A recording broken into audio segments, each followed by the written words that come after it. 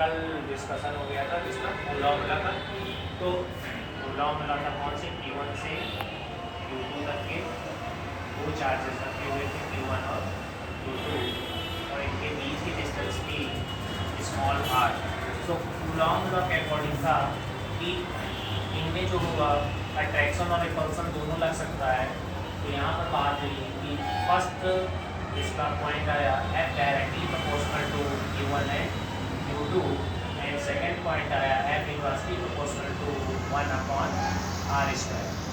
इन दोनों के कॉम्बिनेशन के according we can write F equal to A Q1 Q2 upon r²।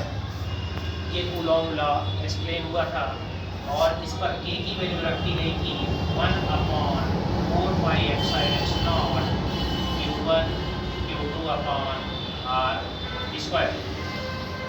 तो कहीं ना कहीं ये बोला जा सकता है कि इन दोनों का मल्टीप्लिकेशन जो होगा वो डायरेक्टली प्रोपोर्शनल होगा और इसका जो डिस्टेंस है इन दोनों का उसका स्क्वायर का इन्वर्सली प्रोपोर्शनल होगा। तो जिससे फॉर्मूला बन के हमारा आता है कूलॉम लॉ का ये।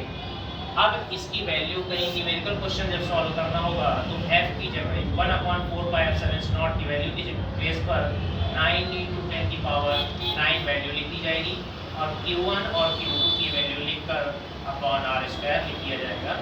कहीं पर आपको जो है Q1 की वैल्यू जो हो जाएगा म्यूसी में दी गई होगी।